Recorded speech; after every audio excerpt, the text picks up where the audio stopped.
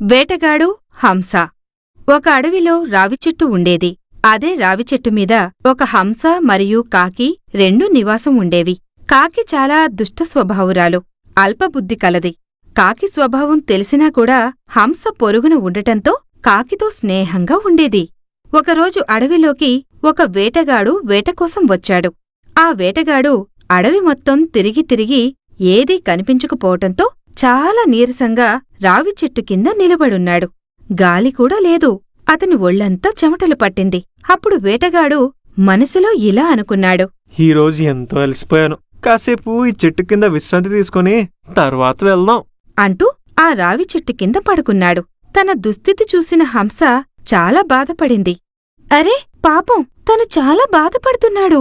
మనకు తోచిన సాయం మనం చేద్దాం అంటూ ఆ రెక్కలతో వేటగాడికి విసరసాగింది. దాంతో ఒంటిమీద ఉన్న చెమట ఆరటంతో ఎంతో హాయిగా అనిపించి పడుకున్నాడు.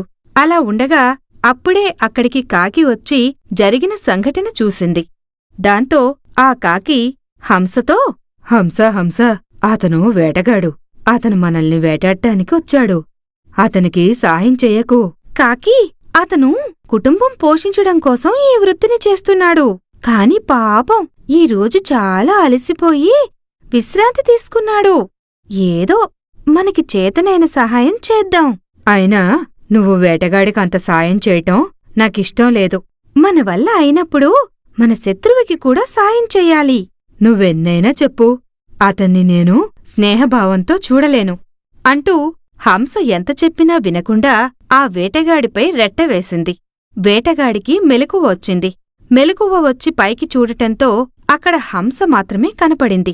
వేటగాడికి కోపం వచ్చింది. ఆ వేటగాడు తన దగ్గర ఉన్న బాణంతో హంసని కొట్టాడు. ఆ బాణం తగిలి హంస చనిపోయింది. వేటగాడు హంసను తీసుకుని సంతోషంగా ఇంటికి వెళ్ళాడు.